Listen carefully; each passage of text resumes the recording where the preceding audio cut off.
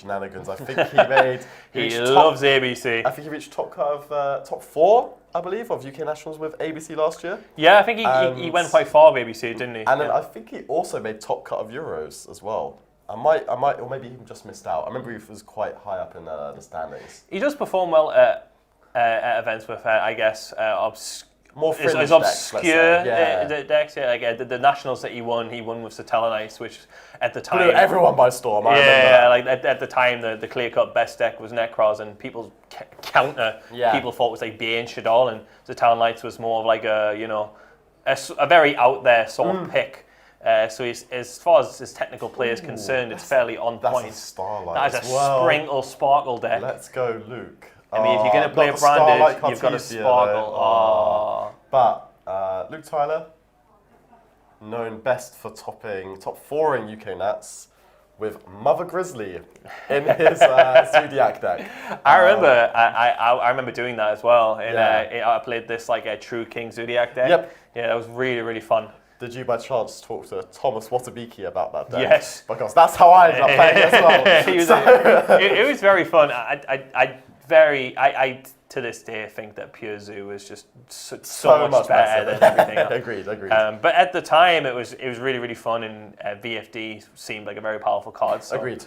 Summoning that felt good, but then when people were playing all those board wipes and Regeki and Dark Hole, it just made you cry. Yeah, it didn't really matter, like the True King of all calamities, even though you essentially stopped the max 50 any monster effects. It did feel good, yeah, it was fun. It doesn't matter because if they remove your field, so I don't think Oliver Newton knows how this interaction. Oh, he does know. He does know how it works. Okay, interesting. That is very, very good. So he just wants to cut him off from branded fusion. So normally Cartesia is a quick play fusion to play around Infinite Impermanence and Effect Veil on a Luba. But when you have 2, then I guess yikers. I think even funnier. I think there is in fact the 3rd in the hand. So it's Oliver playing a good amount of defensive cards. He's got 3 Effect Veiler in the main. Yeah, 3 evenly, 3 imperm, 3 evenly. So that's 12 essentially. He doesn't. Oh, and he's got 3 Ash Blossom too. Yeah. So he's got. So the Lucas pitched. He's got Retribution and Branded Fusion in the graveyard. So he's just. So now it's a case of okay. So he's Effect Veiler in the Lebellion to try and cut him off. Oliver Newton seems really confused though. Like he's not giving off a very confident facial expression. So he's just Free Veiler and the Ash Blossom and Joyous Space. Yeah, he's cut him off from a lot here. So he's basically said any form of interaction that he's had, he's just cut him off. Yeah. But ABC doesn't really work very well with one card. Unless that one card is. What does he need? Union Hanger. Ah, I see. The one card everything, but he has an A. You can see he's I'm not sure flashing his head. Do they have a Link 1 which makes them do anything? Klarushka does help, however.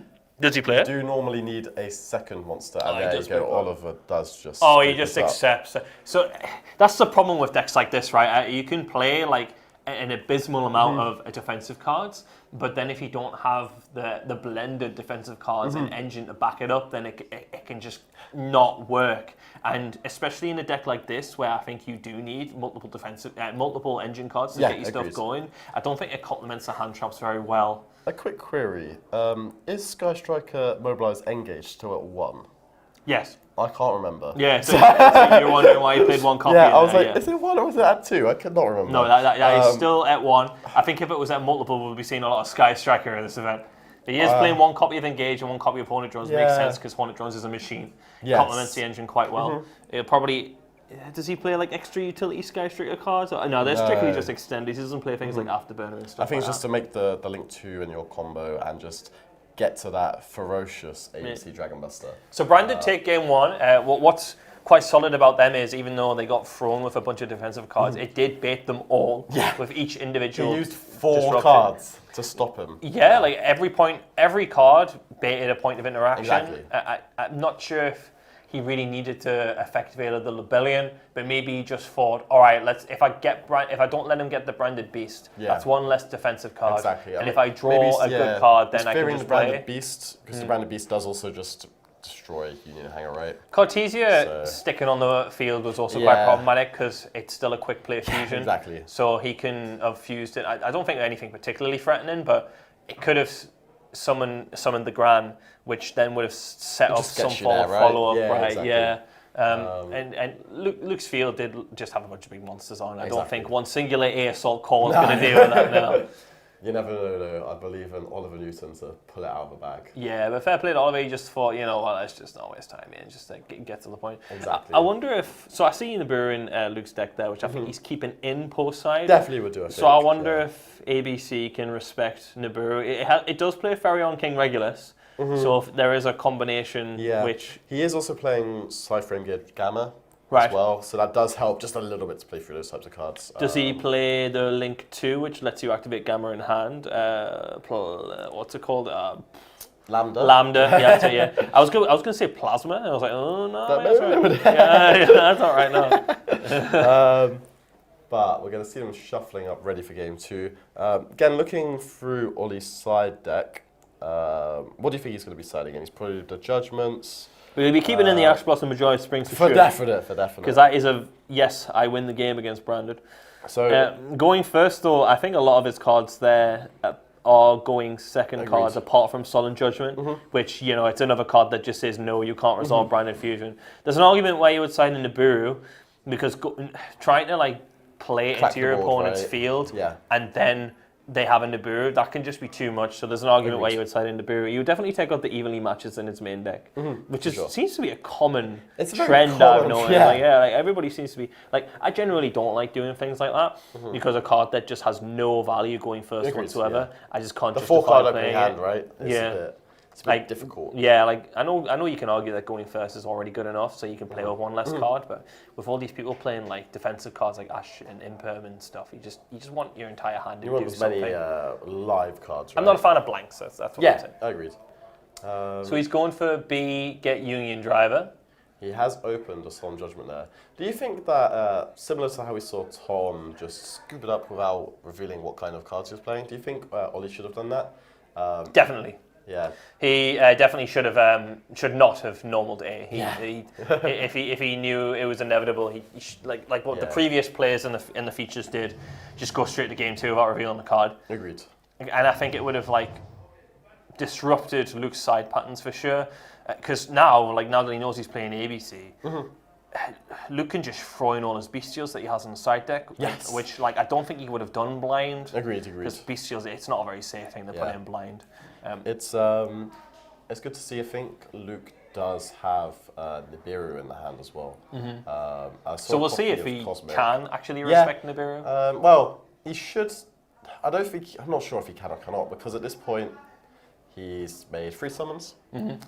He's gonna have to get the A there. That's number 4 as well. And if he goes for the ABC Buster Dragon, that's gonna really suck. Yeah. And how do you get Regulus in this deck? So I think he's playing the Disc Coliseum just to add it, and I think besides that, I think it's just better have it. Alrighty. It seems like he's going to get blown out here. He someone's have this Buster Dragon because this Buster Dragon can't float in your turn. No, unfortunately not. Otherwise, that'd be phenomenal. He just wouldn't care about Nibiru. Exactly. This is not going to feel very nice. Nibiru. He did not enjoy that. No, I mean, you can see it's a bit sad by that. I suppose that is the consequence of playing a deck that also loses in Nibiru rather than the meta decks that lose in Nibiru. It's kind of like Salamangreat theory, right? Exactly. Sure, your Salamangreat it's cute and all, but if it's still losing all the same stuff, then what's the advantage? You know what I mean? Yeah. So you see here, Luke has got a variety of cast that starts his turn off. He's got Cosmic, which can deal with one of the back rows if he really wants to just go for it blind. I'm not sure if he does. He probably, if he gets rid of that Judgment, he can just hit the other one. Agreed. If he blinds hit the Judgment, oh baby, it's Branded Fusion time. So I think you activate this opening, and you see if that trades with a card somewhere. Because you might not want him to discard a card in his hand, which can generate free advantage. And it's definitely reasonable to see. See how it goes, and then after this resolves, I think you probably use that Cosmic targeting down the first card. I'm not sure if I agree with that. I definitely do not. But you can argue, since he's got Solemn Judgment, he would Solemn Judgment the Branded Fusion. Oh, he's just going for a blind I think pick so, here. because he set one card, then went to leave the main phase. And if he hits and then he Solemn... set a second card down, so that is the judgment. That's going to be. Oh, I if he think. hits Solemn Judgment, then it's just... Oh, that's not good. It's not great to see, No, is it? he's going to wish he held that Ash Blossom of Joy Springs, because now he's going to Oh, see if there's any more defensive cards.